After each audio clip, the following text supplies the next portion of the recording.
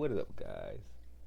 It's Kai Drama back again with another video. And today we talking about a new show. Now, look, I know it's been a minute since I've been on here, but we back.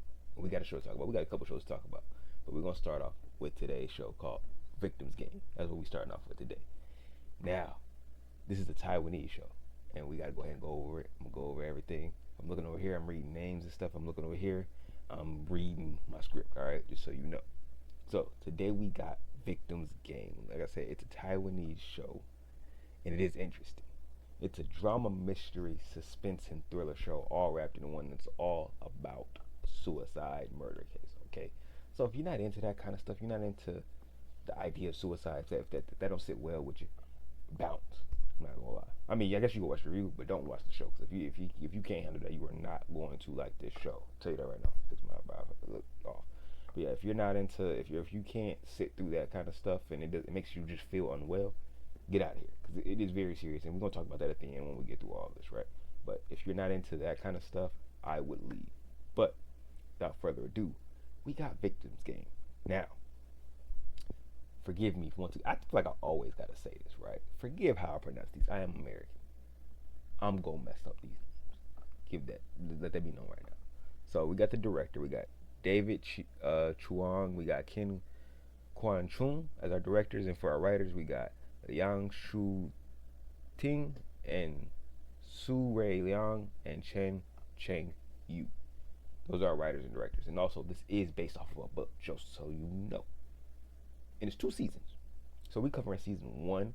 Then we're gonna cover season 2 in the next one. And then after this, we're gonna do another Taiwanese show. Cause I ain't gonna lie, I got two actors in here are the reason I'm even covering this, because 2 of the actors in here are part of another show that I really like. And the main girl in this show is like, I saw her face on the joint. I'm like, I'm gonna watch this because she was in the last show I watched. So yeah, just so you know. So yeah, here we go. We're gonna go ahead and get into this cast, all right, for this show. Bear with me. Our main dude, we got, I'll cover the 3 people, right? So these first 3 people are just gonna be like the main characters, and after that, I'm gonna go over the whole cast. So we got Joseph Chang as Fang Yijin. That's our main guy. He's the main person in this entire show. We got Moon Lee, who is Shang Xiaomeng. That's the next person. She's also very pivotal. You could say it's like 60-40 for Fang Yijin and Xiaomeng. Nah, that's a lot. Moon Lee, that's our main girl. She's the face of the show. Like I said, that's the person who I clicked on it. That was Moon Lee. So she's not in here as much, but she's also very pivotal to the show, right? And then Shu Weining, who is Shu Haiyan. Hopefully I said her name right. She's the person who I said 60-40. So it's 60 Fang Yijin and 40 Haiyan. So 40 her, 60 him. Those 2 are the main people of the show, and Xiaomeng is a very pivotal part of the show, if that makes sense, right? Cool. We'll go for the rest of the cast, right? So we got Jason Wong, we got Tarsi Su, we got Dean Fujioka, we got, I already went over Moon Lee, we got Terrence Lau Chun Min. I love how the first names are like, similar names for me, and then the rest of it I'm just struggling. We got Shang Sai Xing, we got Ruby Lin, see, that's easy for me. River Huang, that's easy. Chen Xia Kui, struggling. Ding Ning, and Rexon Cheng. Did I say his name already? I did not, but we also got Xia Xing Ting. That's the whole cast that we got. Alright. Ooh, that was a lot. Alright. So, like I said, big focus on the suicide in the show. That's the whole thing. It's a suicide murder case, alright? So, the show follows our main dude, Fang Yijin.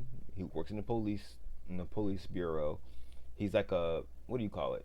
Like a lab analyst and also a crime analyst at the same time. So he's on the field. He's an analyst, right? A forensic analyst, and he also has Asperger's. So you can imagine how that is, right? He's had a little difficult life trying to navigate because he's very hyper focused, and he is unfortunately the oddball out. And so really his colleagues don't like him as an adult, and the colleagues didn't like him as a kid. He's annoying to people because he's very hyper focused. He gets things done by the book, and obviously people don't like that because we like to take shortcuts in life. but he is that guy. He's a detective analyst with Asperger's, and there is a murder case. Okay, so it's up to him to figure out how to solve this case. But there's a big old but. In the middle of this case, and I can say this now because it happens in the first episode. And I'm not gonna break the episode down episode by episode. I'm just giving you a brief summary of everything that happened. But in the first episode, he figures out that Xiao Meng, his daughter, is at the center of all this. Day one, he's like, there's a big old, that the first murder happens. He's like, oh snap, my daughter's connected to this. First episode. So he's doing whatever he can to try to figure out, one, why is his daughter doing it, and two, how to clear her name. Because obviously, he don't want his daughter to get caught up and get locked up. Unfortunately, though, he is estranged from his daughter because once again, he has Asperger's syndrome. He's really not used to people. It's very difficult, at least in his case anyway. I'm not sure how this relates to the whole spectrum of people with Asperger's, but it's very hard for him to interact with people, you know, being noisy, touching. Like, it's very difficult for him. So he, even though he does have a child, he tried to live a normal life. It still wasn't easy for him, which led to him being estranged from his daughter and his wife, unfortunately, because he just, with this condition, it was not easy for him to live that life. And his daughter, unfortunately, got separated and was living a very difficult life away from her father. And yeah, so she's the center of all of this. So we got 5 different stories, and they're all linked together. So I'm going to start with the first one. Some of these people have names, some of them don't. I'm just going to, give them a brief summary. But the first one starts off with Su Ko Yun, and she's a singer, and she essentially was getting older, and she's losing her popularity. You know how it is, right? Singers, they come, they pop, everybody loves them for a very long time, sometimes for a very short time. But this lady wanted to stay in the spotlight, and unfortunately, she was losing her spotlight slowly. And she ended up, like I said, main thing, she ended up dying. And it originally looked as if it was a murder. That's what it looked like, because the way she had passed didn't seem like somebody could have done it to themselves. So it was originally listed as a murder, which they soon found out wasn't a murder initially, because then they found out, wait, this is not the body of the person who they thought it was originally. Which leads to our next one. There was another person, a guy, who oddly enough happened to be in a talk with Xiao Meng, our main guy, Fang Yijin's daughter. He knew her, and this guy, it ended up being his body, and this guy, he committed suicide because he wanted to be a girl, and obviously that was not accepted, especially in this time, and amongst his family in Taiwan, that nobody was going with that. So he ended up ending his life for the sake of that. He wanted to prove a point and get a message across and say, hey, this is what life has drove me to. So they're all connected because one person directly links them to the next person. So when generally how this goes is that when one person dies, they're swapped with the next person's body who is dying. So when they do find it, it is posed as one person, but it is a different person's body. Does that make sense, right? So his body was in place of the singer's body. So it's like her will was there, so everybody initially thought it was the singer who died, but it was the guy's body that they found, which inadvertently proceeded to have to show his story and show why he died. And then it kept going one after another, after another, until you get to the last person, if that now makes sense. So like I said, that's how they're all connected, is that one person's death reveals the next person's oncoming death. Just want to go ahead and throw that out there, right? So I'm not, after this point, this is not going to be in order. It's just know that all of these people's deaths are leading and right after the next person. So we have Soka Young, like I said, the singer. We have the guy who wanted to be a girl and he passed. And then we have Chang Sung Chen, who was an employee at a shipping company, and he was like the star employee. At least I hope I'm getting it right. Sorry if I messed this part up, but if I do, it's okay.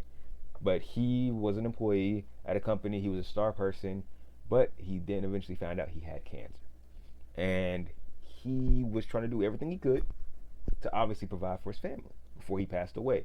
But the company, being the company that he worked for, they got real uncharismatic with it, and they were like, "Hey, we're not gonna pay you because you're dying and you haven't been doing work," and so they didn't pay him his bonuses. And essentially, he was running out of money and he couldn't provide for his family. So in the end, he wanted to show what these people were doing to him and say, "Look, these people aren't paying my money, and I can't keep living like this. I'm gonna die anyway." So he ended up, like I said, committing suicide. That's the whole thing. All these people ended up taking their own lives. So he took his own life to prove the point of like, hey, look, these people in this community or at this job are. He wanted to show what they were doing. So he left his will there in his death so that it will blow up. So after that, we get a next person, and it's about two twin brothers. And one of them is blind and the other one isn't. And the one who isn't is a big old artist. He's a great sculptor, and he's been selling, he's been making money. He lives in a big old mansion, and he's just profiting. He's just living a good life until we find out he didn't make anything. His twin brother did, his blind brother. And his blind brother essentially has been left inside of a random house, completely separated from the world, just sculpting. So we find out that the blind brother is the one who's actually making sculptures. And just like all the other ones following suit, he ends up ending it to show the world what's been going on. He wanted to tell everybody, hey, this is what my life is. I want you all to know my name and what my brother's been doing. He's been using my name, he's been using my work to make his name reputable when I'm the one who's been doing all the work. So, like I said, he ends up taking his own life just to prove that point. Get what I'm saying? Once again, all these people are all connected because they're all like leading on to the next person. So these aren't in order, but this is how they are all connected. So, next one. Last one, actually. There's another guy. When he was 17, and we all know how this works. I mean, maybe we don't all know how this works, but when you are underage, crimes that you commit when you're underage do not carry the same weight as if you were an adult. And he got tied in with the wrong crowd, and he ended up being forced to kill someone by essentially, like, not necessarily a drug lord, but like a shark loan or something like that. They didn't really describe what the guy was, but he was a bad guy. And the guy made this guy at 17 years old kill this other guy because obviously he knew that this dude wouldn't get in trouble, or he would get in trouble, but he's not getting locked away from life, and he would be free from getting in trouble because he technically didn't kill him. That guy killed him. The teenager killed him. So he was forced to kill someone, even though he didn't want to. He didn't want to do any of that, but he was forced to, or else he would have gotten hurt. So he did what he had to do to survive. Went to jail for a while, and obviously he regretted because he didn't want to do it. He wasn't a killer, and he went his entire life trying to make up for what he did, and it just caught up to him after a while. The grief caught up to him, and he's like, I'm sorry, I hate what I did, and I can never be forgiven for it. So he ended up, like I said, taking his own life because he just couldn't live with the guilt of what he did. Even though it was forced upon him, he could not live with it. And all of this stuff that happens all ends up leading back to, like I said, Shao Meng, which is Fang Yijin's daughter. It all ends up leading back to her. The question is, what does she have to do with this? And is she next? Because there's a point where you notice something. All these people have certain things in common. I'm not going to tell you what it is, but there is something that they end up finding. It's common amongst all of them. So the question is she next, or is she just the one orchestrating it? And that's something you're going to have to find out when you watch it. I ain't going to tell you all that, right? Like, I'm not going to tell you, is she the one who did it? Is she next? I ain't gonna tell you all that. You can figure all that. Is she the mastermind? Maybe she is. Maybe she is. You'll find that out all yourself. Now, like I said, check it out. It's 2 seasons, so this is just over season 1. It's a very, very interesting watch. I kid you not. Go ahead and give it a chance. Watch it. Let me know what you think. And also, we gotta talk about it before we go ahead and end it. Suicide is a very serious thing. And I will say this in preface, right, of the show. It is never worth it to take your life, period. Regardless of how life is treating you. It's not easy, right?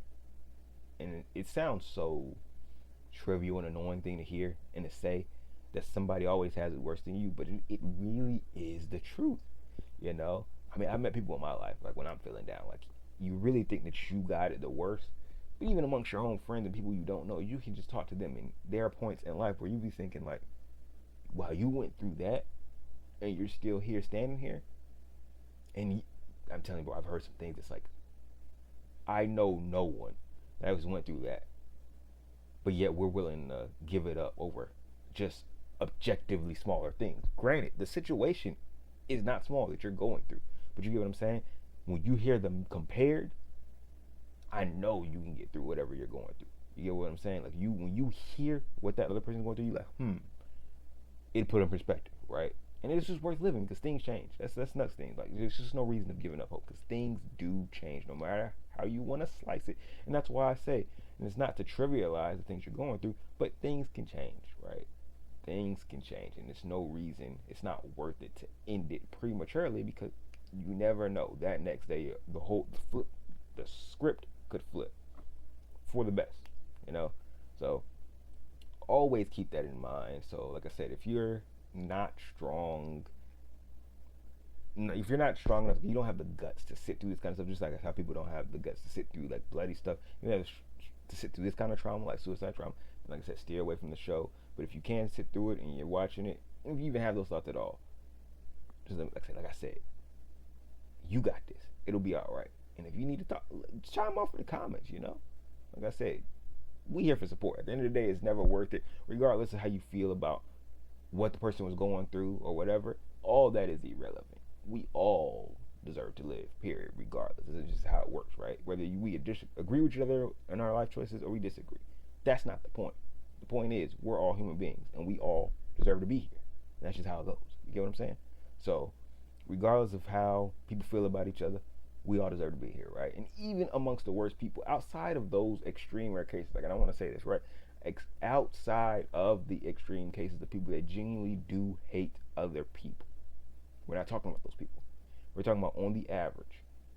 I hope it's the average anyway, but like on the average, trust to believe, people on average don't want other people to die. You get what I'm saying, right? So even when it feels like the whole world is against you, they don't want to see you dead. You get what I'm saying?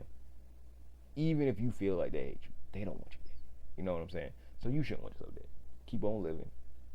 Try to get help. You know, seek for other people. You know, you don't got to go through these things alone. But I'll leave it there. I ain't trying to get too deep into all this, and it's hard to do because it's still a video. So can't talk about how we really want to talk about it. But get a show a watch. That's The Victim's Game.